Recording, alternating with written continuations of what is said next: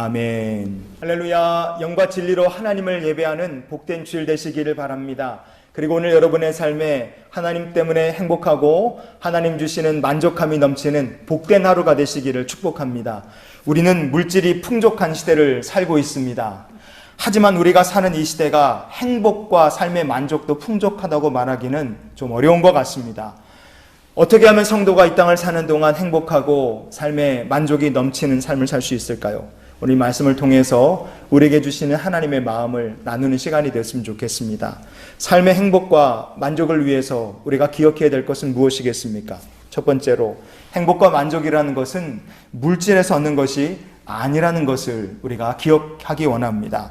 신명기 10장 13절 말씀을 보시면요, 내가 오늘 내 행복을 위하여 내게 명하는 여호와의 명령과 규례를 지킬 것이 아니냐. 아멘. 하나님의 말씀 속에는 명령도 있고 규례도 있습니다. 그러나 그 모든 것들은 무엇을 위해서 주신 것인가? 우리의 행복을 위하여 하나님께서 주신 것입니다. 그러니 말씀대로 살면 행복합니다. 말씀대로 살면 삶의 만족이 넘치는 인생이 되게 하실 줄 믿습니다. 아마 이렇게 생각하시는 분도 있을 거예요. 뭔 소리냐? 돈이 있어야 행복하지. 돈이 있어야, 물질이 좀 있어야 만족한 삶을 살 수 있다. 그렇게 생각하시는 분도 있을 겁니다. 뭐 일부 맞는 얘기입니다. 그러나 참다운 행복이라는 것은, 정말 삶의 만족이라는 것은 물질이 반드시 보장해 주지를 못합니다. 1972년도 우리나라 1인당 국민 GDP는 324달러였습니다. 아주 가난한 나라였어요. 2021년 작년 대한민국 국민 1인당 GDP는 35,168달러였습니다. 지난 50년 동안 한국 국민들의 소득은 1인당 소득은 100배가 넘게 늘어난 겁니다. 그러면 지난 50년 동안 소득은 100배가 넘게 늘어났는데 국민들이 느끼는 행복과 삶의 만족도 100배가 넘게 늘어났을까요? 그렇지 않습니다. 가난했던 시절보다 지금 이 시대 사는 대한민국 국민들이 더 행복하고 더 삶의 만족이 높으냐? 그렇지 않습니다. 2021년도 5월 19일 연합뉴스 보도에 따르면 한국의 행복지수는 OECD 국가들 37개국 중에서 35등, 거의 꼴찌였습니다. 대한민국은 경제력으로는 세계 10위권 안에 드는 부자 나라입니다. 그러나 국민들이 느끼는 행복감은 저 밑에 완전 밑에 깔려 있습니다. 삶의 만족감도 한참 바닥입니다. 지난 10년만 놓고 봐도 대한민국 놀랍게 발전했습니다. 지난 10년 동안 2012년부터 시작해서 2021년까지 우리나라의 국민 1인당 GDP는 $10,000가 넘게 늘어났습니다. 그런데 그렇게 돈을 더 많이 버는 나라가 됐으나 지난 10년 동안 무섭게 발전한 것과 반대로 우리 국민들의 행복과 삶의 만족은 늘어나지 않았습니다. 오히려 무섭게 늘어난 것은 따로 있습니다. 바로 자살률이 무섭게 늘어났어요. 시사저널 기사에 따르면 지난 10년 동안 대한민국 국민들의 자살률은 100%가 증가했습니다. 10대 사망 원인 1위가 자살입니다. 교통사고로 안타깝게 세상을 떠난 아이들, 그 아이들보다 자살로 생을 마감한 아이들이 3배나 더 많습니다. 40대, 50대 우리나라 국민들 사망률 1위가 원인이 암, 2위가 자살입니다. 돈이 조금 더 많아진 것 같죠. 그럼 행복도 삶의 만족도 그에 비례해서 많아져야 될 것 같으나 우리의 삶에 행복이 부족하고 삶의 만족이 없습니다. 우리가 어떤 결론을 내릴 수 있습니까? 물질 많다는 것이 결코 행복한 인생, 만족스러운 삶을 보장해 주지 못한다는 겁니다. 성도 여러분, 하나님의 백성이 누리는 행복의 근원이 어디입니까? 신명기 33장 29절을 같이 봅니다. 이스라엘이여 너는 행복한 사람이로다. 여호와의 구원을 너같이 얻은 백성이 누구냐? 그는 너를 돕는 방패시오 내 영광의 칼이시로다. 아멘. 나는 구원받았다. 구원의 확신을 가진 성도는 삶이 행복할 수밖에 없습니다. 왜 그렇습니까? 하나님께서 나를 도우시는 방패시기 때문에 그래요. 하나님께서 나의 영광의 칼이 되시기 때문에 그렇습니다. 하나님이 함께 하시는데, 나를 도우시는 전능자가 계시는데 무엇 두렵습니까? 죽음이 와도 두렵지 않은 거예요. 하지만 구원의 확신이 없으면 두렵습니다. 죽음이 가까이 다가오면 다가올수록 마음은 고통으로, 공허로 채워져 갈 수밖에 없어요. 헛되다고 말할 수밖에 없습니다.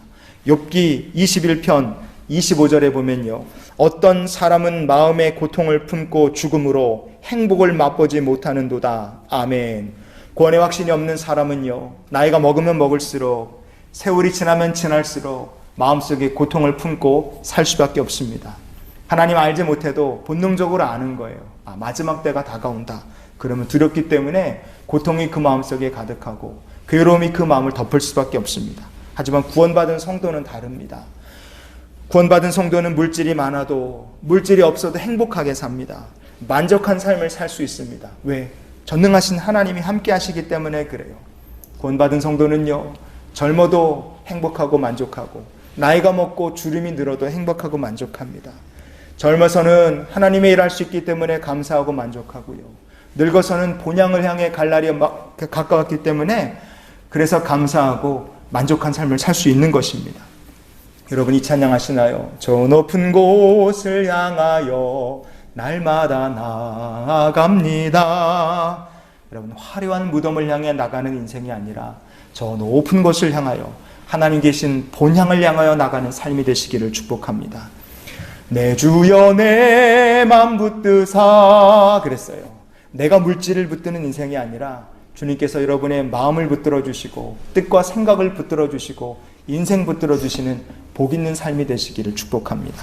하나님과 동행함으로 행복한 삶, 만족한 인생을 누리는 우리 모두가 될 수 있기를 주님의 이름으로 축원을 드립니다.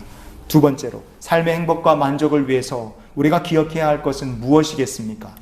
행복하지 않아도 만족할 수 있다는 것을 우리가 기억했으면 좋겠습니다. 행복하지는 않아요. 그러나 삶이 만족스러울 수는 있습니다. 이 신앙의 비결을 우린 다윗에게서 찾아볼 수 있습니다. 성경에 다윗의 시편이 많죠. 다윗이 고백한 시편이 얼마나 많습니까? 그런데 그 시편에서요, 단 한 번도 등장하지 않는 단어가 하나 있습니다. 그게 뭐냐? 행복이라는 단어예요. 행복.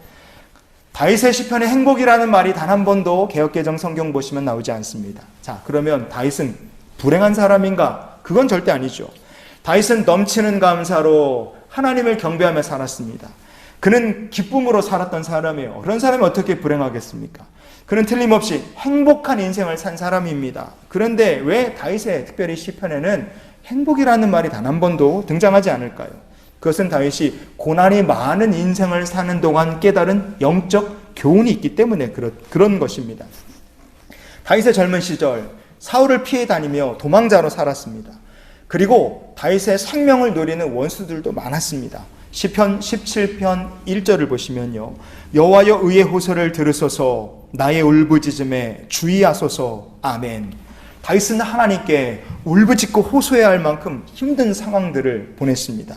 구체적으로 다윗은 어떤 일을 겪었느냐, 도대체 뭐 때문에 하나님께 울부짖으며 호소해야 했는가? 시편 17편의 9절을 보시면요, 내 앞에서 나를 압제하는 악인들과 나의 목숨을 노리는 원수들에게서 벗어나게 하소서. 아멘. 다윗을 압제하는 악인들이 있었습니다.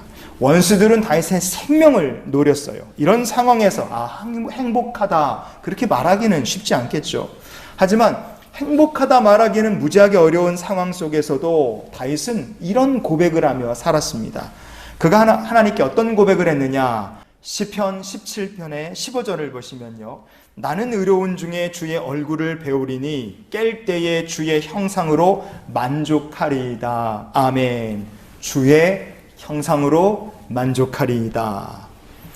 이때 당시 다윗의 삶은 행복하다고 말하기에는 너무나 고난 많고 행복과는 거리가 먼 삶이었습니다. 하지만 고난 중에서도 다윗은 날마다 행복하다고 말하기는 어려워도 만족은 느끼며 살 수 있었습니다. 어떻게 그가 날마다 만족을 누리며 살 수 있었느냐? 그 비결이 무엇이냐? 살아계신 하나님을 그가 바라봤기 때문에 그렇습니다. 성도 여러분, 여러분의 삶에 행복하다고 말하기에는 너무 고난이 많고 어려움이 많을 수 있습니다. 행복하다 말하기에는 내가 가진 것이 너무 없을 수 있습니다. 그러나 행복하다 말하기는 어려워도 주님 때문에 감사합니다. 주님 때문에 나는 만족합니다. 여러분, 우리가 이렇게 다윗처럼 만족하다고 고백하며 하나님과 함께 더불어 사는 주의 백성이 될 수 있습니다. 비결은 무엇입니까? 사람을 보며 세상을 보면 만족함이 없습니다. 그러나 하나님을 바라보면 만족해 하시는 줄 믿습니다. 시편 103편 5절에 보시면요, 좋은 것으로 내 소원을 만족하게 하사 내 청춘을 독수리같이 새롭게 하시는도다. 아멘. 다윗이 만난 하나님은 좋은 것으로 만족해 하시는 하나님이셨습니다.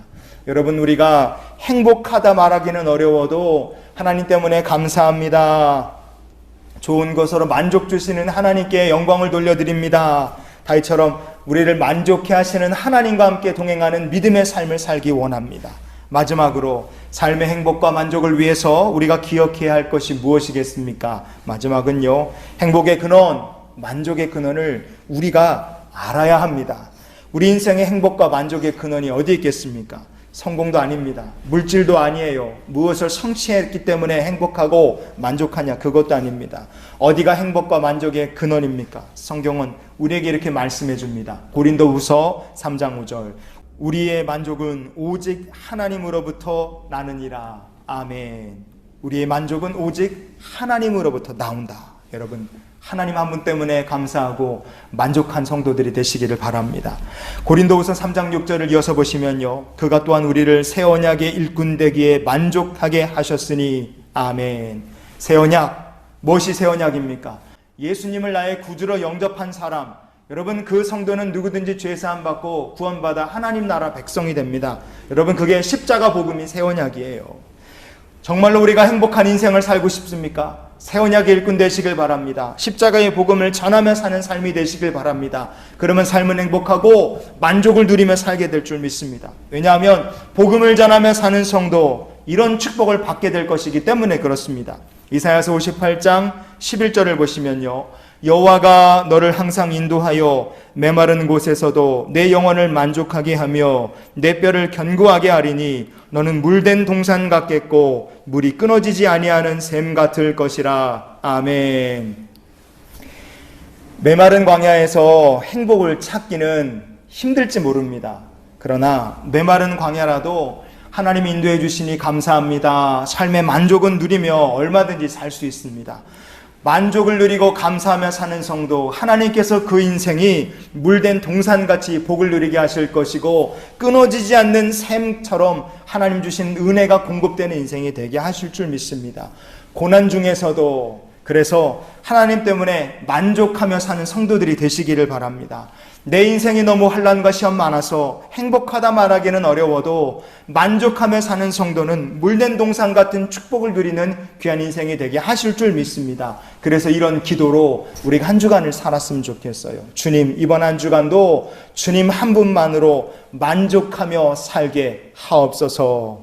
아멘. 성도 여러분, 날마다 행복하다 말하며 살기는 어려울지 몰라도 우리는 날마다 주님 때문에 감사하고 만족합니다, 이렇게 고백하며 믿음으로 한 주간 주님과 살 수 있습니다. 메마른 땅에서도 우리의 영혼을 만족해 하실 하나님이 함께 하십니다.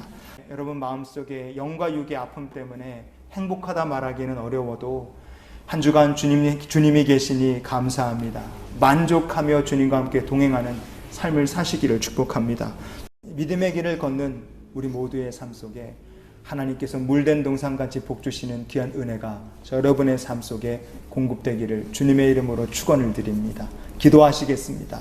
좋으신 아버지 하나님, 저희의 삶에 고난과 어려움이 많아 행복하다 말하기는 어려워도 하나님께 영광을 돌려드리는 삶을 이 한 주간도 살게 해 주시옵소서. 오늘 예배드리고 예물드린 귀한 성도들을 기억하시고 복 주시며 주님 주시는 만족함이 넘치는 귀한 주의 백성들이 되게 해 주시옵소서.